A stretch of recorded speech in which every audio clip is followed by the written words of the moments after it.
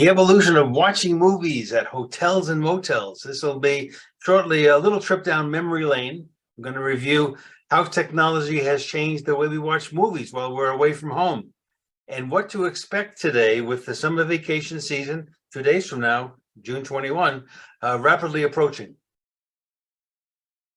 All right, in the olden days, as my kids used to refer to when I would talk about the times when I was growing up, in those olden days, that's not too long after televisions became common in the home, they started to appear in your room at the hotel or motel you were staying at when you were traveling for business or pleasure.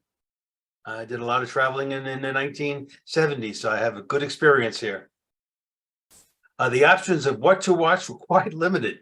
Basically, your choice of what movie to watch during those overnight stays was only what was showing on regular TV. And not only was the selection limited, but you had to watch what was showing only at the time it was scheduled. And heaven forbid, you had to watch the commercials. Movie channels make their appearance. So as the decades progressed, the TVs became color and the channel selection expanded beyond the standard VHF or very high frequency stations. Movie channels such as HBO and Showtime started appearing on television in the late 70s and early 80s. Now, as these movie channels became more established, the chains began partnering with cable providers to make them available in guest rooms. The higher-end hotels quickly adapted to this new technology, while more budget-oriented motels took longer to offer them. But by the mid-80s, movie channels like HBO and Showtime were commonplace. VHS tapes and the VCR. So with the introduction of the VCR, that stood for video cassette recorder, and the corresponding VHS, video home system tapes for home use, these devices started to appear in some hotel and motel chains. Now with tape players available in the room, this encouraged guests to bring their own tapes to watch. Now, in addition to a player in the room, some establishments offered VHS movies you could rent, but as you would expect, the selection was limited. And then, of course, as we all know, DVDs replaced tapes. So for those having an optical drive in a laptop that also included HDMI connectivity, you could plug your computer into the back of the hotel TV and play your own DVDs while viewing them on the TV screen. But this ability changed as laptops became thinner and no longer offered an optical disc drive. Now, one could opt for a portable DVD player, but this was an added expense and another device to carry. So as DVD discs became more popular, DVD players started to appear alongside the television in the hotel room. So this gave us another option. Now, speaking of other options, for laptops without an optical drive, one could use an HDMI cable to connect to the hotel TV to play the movie video files that may already be downloaded on your laptop. Good idea. However, often these would be movie files you were required to purchase and download, and that could be expensive. Or this was maybe DVD and Blu-ray discs you converted to computer files, but this process could be time-consuming and for some of us challenging. So while your smartphone hotspot would be an option, consider you'd be using your data allotment. That would be an added expense unless you had an unlimited plan. Streaming to the rescue. So when Wi-Fi first became available for hotel guests, the speeds offered were barely satisfactory for checking email and basic surfing, let alone having the bandwidth for all the rooms to be watching movies at the same time. The option to pack a small streaming stick like the Roku, Google Chromecast, or the Fire TV stick was possible, but many hotels used what was called captive portals for their Wi-Fi, which would restrict that kind of usage. All right, here we're up to now today's hotel streaming services. So many motels now provide a service allowing guests to log into their personal streaming accounts, such as Netflix, Hulu, Amazon, Prime Video, etc., and use their own device, be it a smartphone, laptop, tablet, to watch a movie on the television in their room. So recently, Carol and I stayed for 2 nights at the High Country Motor Lodge in Flagstaff, Arizona, as we spent a day visiting, walking, which not exactly hiking, and driving around the Grand Canyon South Rim, Grand Canyon being one of my favorite places on the planet. Now, the following video greeted us when we turned on the room television. Ready to stream your favorite apps on this TV? It's as easy as 1, 2, 3. First, connect your mobile device to the hotel Wi-Fi network. If you're not sure which one to connect to, the name of the hotel's network is listed at the top of the screen. Then, scan the QR code on the right, or open an internet browser on your device and go to... Are you sharing sound? I thought so. Then, No, enter the 9-digit code that's it's not on the coming screen. through. Sorry. Check the terms and service box. I can hear it fine. Then, on your device, open the app you want to watch and tap the cast button that looks like this. You are now all set to watch your content on this TV anytime during your stay. Enjoy! All right, so when you tap that button, you come to this page on the browser, and it's called getstreaming.tv. And the code from the TV is entered to start the connectivity. And if you're having trouble, there's a list of solutions there on the right-hand side for common issues that could arise.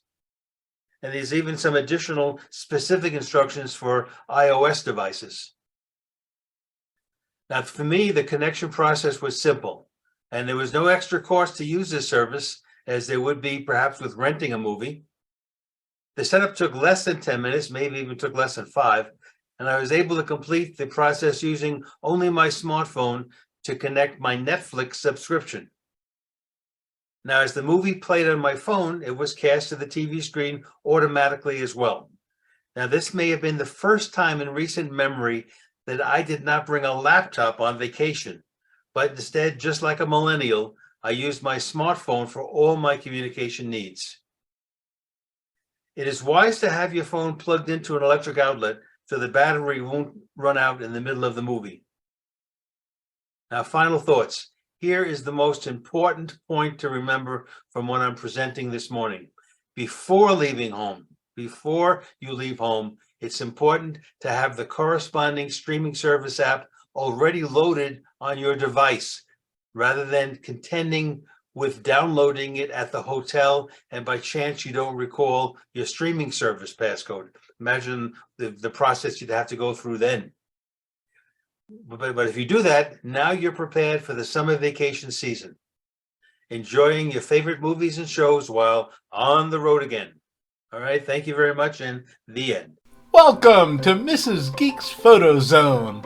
We have bite-sized tips covering taking photos with iPhones or Android phones, making photos better with editing and creative tools, and keeping your lifetime of photos organized and accessible with these tools, Google Photos. What do you have this week, Chris?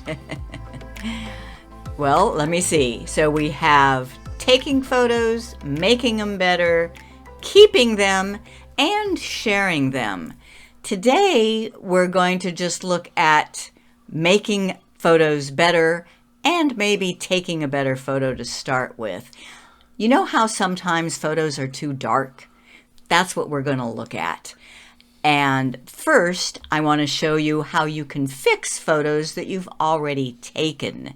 So go ahead and get out your phone, open your photos, see if you can find one that looks a little bit dark, and I'll show you how to lighten it up. And I'm going to do this all on the phone. A lot of this can be done on the computer, but you're taking these photos with your phone, and I want you to know that you can just edit them right with your phone. And I will start then with the iPhone. And I'm using Google Photos. I might have a chance to show you how you can do it with the photo editor that came with your iPhone, but Google Photos really is better. So let's look at this photo. It is really dark. all I have to do is tap the edit button, which is the one in the middle. It looks like little sliders on 3 adjustment lines. I'll tap enhance. Boom. You didn't even see that there was a deer there. It was so dark. But you just tap enhance and it brightens it right up. Now, I'm going to want to do that again, so I'm going to cancel rather than saving it. Now, how about this guy, though? This was a good-looking guy in Italy. But if I tap edit and enhance, it doesn't do much. What I want is where his face is so dark in the shadows. I want to brighten that up. Well, there's an extra feature. You have to scroll over until you see adjust. And this feature exists both on the Apple Photos and on the Samsung Gallery as well. It's called shadows. So I find the one called shadows. There's a whole bunch of adjustments here. I find the one called shadows, and now there's a slider. The greater the number in the slider, the more light goes into the shadows. Look at that. Just makes his face come to life there. So, isn't that great? You can have a dark photo and you can make it better. Now, that was on the iPhone. I can do the exact same thing on my Android, my Samsung. Once again, I'm still using Google Photos, though. So I will open up that guy. You tap the edit button. And then enhance, and it doesn't do enough. Adjust and find shadows and increase the number, and we've gotten rid of the shadows on his face. Now, what if you wanted to make sure that you took the picture right, though? Let me show you a really special one here. And this was outside and it was really dark. You can see there's a full moon up in the sky here, and this is a light in a doorway. Let's see if we can fix this. Edit. And I'm even going to try this premium feature here called Dynamic. You have to be a paid subscriber to Google Photos to use this one. I'll tap Dynamic, and it's a lot better. You can see that there's a fountain here. But let me show you, if you, before you took the picture, put your phone into night mode, there's what you'll get. And that is just beautiful. So what do I mean by night mode? If you have, this is a Samsung camera. Camera, and under more, there's night. So if you thought to do that beforehand, you put it in a night mode, then you take the picture, then the exposure is just beautiful. And you have something similar on your Pixel, right, Jim? Right. It's called Night Sight. And it's right on the camera in the different modes. So night sight, and it will expose. Don't turn on your flash. The flash on these little phones just isn't enough to do anything, and it will mess up the camera's innate ability to set the proper exposure. So keep your flash off. Want to know how to do that? Let me show you. So this is the Samsung, the Android phone, in the camera under photo. So you're just taking photo. Up at the top, the lightning bolt stands for flash. Tap it, and you have off, auto, and on. I think it should be off. So have a line through it. Off, because if it's on auto and you're in a dark room, it's going to flash.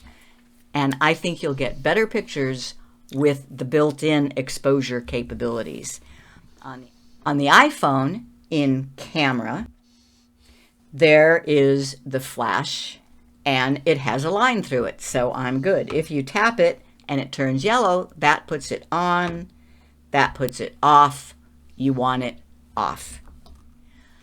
Now, I do think Google Photos is the best at this, but in case you don't use Google Photos, I want to show you just how you would eliminate shadows using both the iPhone Photos and the Samsung Gallery. First, the iPhone.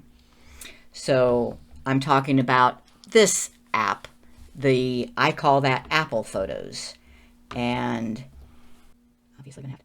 So here is my handsome man from Italy whose face is all in the shadows. I tap the word edit on the iPhone, and now you have all sorts of things here, but I just want to find the one called shadow. Notice as I move over, the word tells me what I'm at, and I want shadows, and I want to increase the light in the shadows. There we go. I think he looks lots better. So that's the iPhone, and note there's all sorts of different features in there for editing. On the Samsung, I'm talking about Gallery. So I would open that same photo, and Edit is this Edit pencil on the Samsung Gallery, and then this one is Light. You can play with all of these, but I'm just going to go straight to the Light and scroll over until I see shadows. And I'm going to increase the light in the shadows. That didn't do all that great. So you might have to play with some other settings on the Samsung. Now you see why I say that I think Google Photos is the best, but there are all these tools built into your iPhone or your Samsung. So there, dark photos, no problem. Usually you just fix them afterwards. I don't pay that much attention to when I'm just snapping pictures, and I want you to know that you can brighten them up later. But if you want to set your exposure when you take the picture, there are tools for doing that too. I am Mrs. Geek. And I am Mr. Geek. And we are Geeks on Tour, and this is Mrs. Geek's Photo Zone. Catch us next time. Good afternoon. It's Ron Brown with Silvercom Computer and Technology Club. What is the best way to store your receipts? With your smartphone, it is so simple. Let me show you how to do this. Now, full disclosure, there are two types of people in the world. Those who use an accounting software called Quicken, and those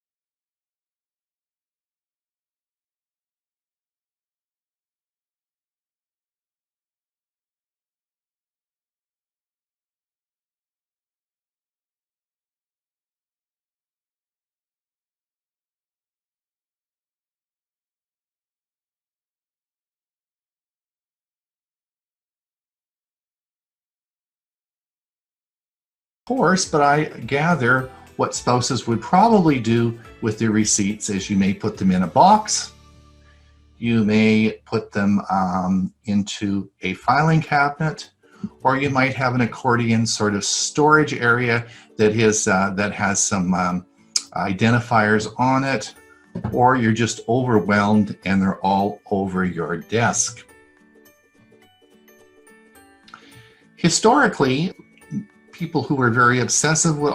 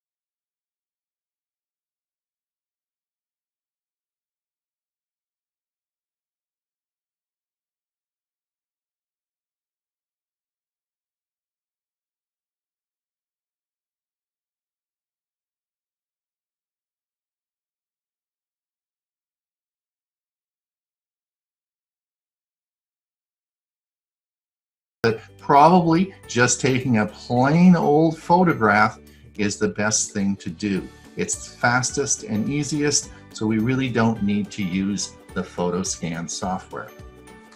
Now, if you take pictures and you have Google Photos on your smartphone, you know that the pictures will go up into your photo library. So once they're all up into your photo library, you're probably going to want to make an album.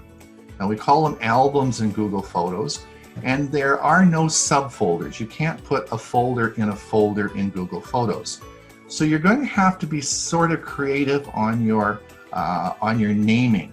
And there are some different thoughts on this. I've given some examples here. You could, for example, make a folder up, an album up, and call it Receipts-House, and then you could make another album up and call it Receipts-Medical. So you'd have two albums there.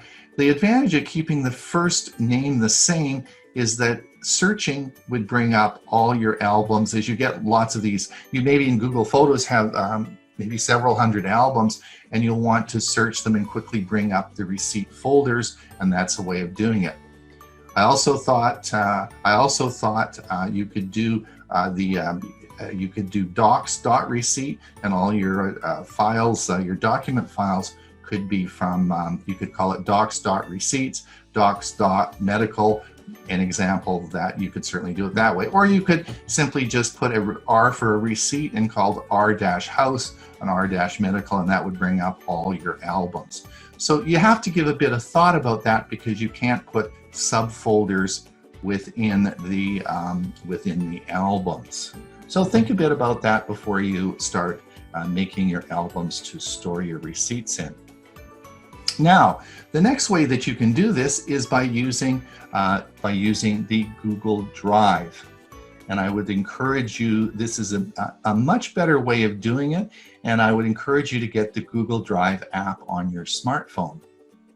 Now, when you go to Google Drive, you go to the Play Store, you'll be able to find Google Drive. It is an app, and you can download this and install it on your smartphone. It's available in Android and iOS.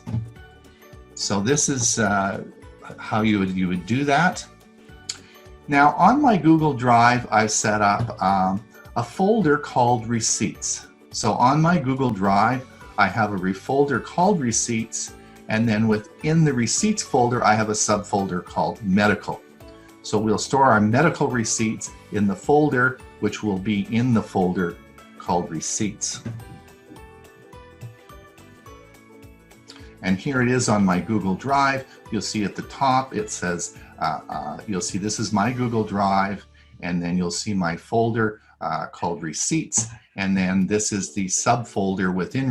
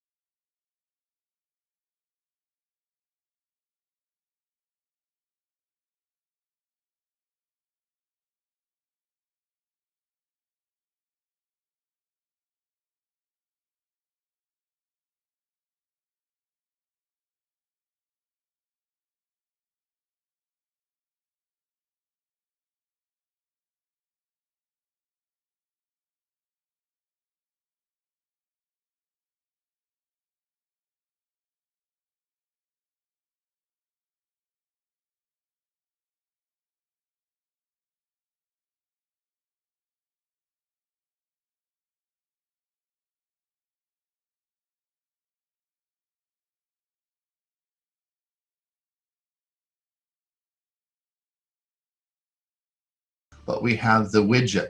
Now, when I take a picture of the receipt,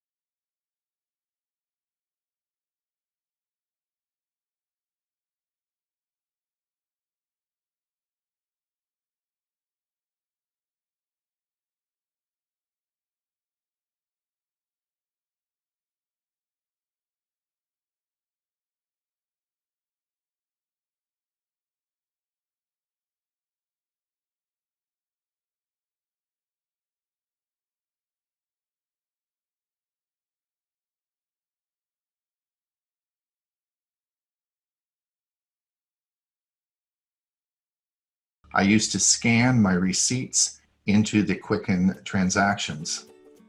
About 4 or 5 years ago, Quicken developed an app that you can use on your smartphone. This is not the full version of Quicken and has some unique purposes. It links back into the Quicken software, which runs on your Windows PC. This is called Sync to Mobile, and it is the Quicken app that you can download and install on your smartphone. It works very well, and what happens is when you're in a restaurant, or whether you're in a location where you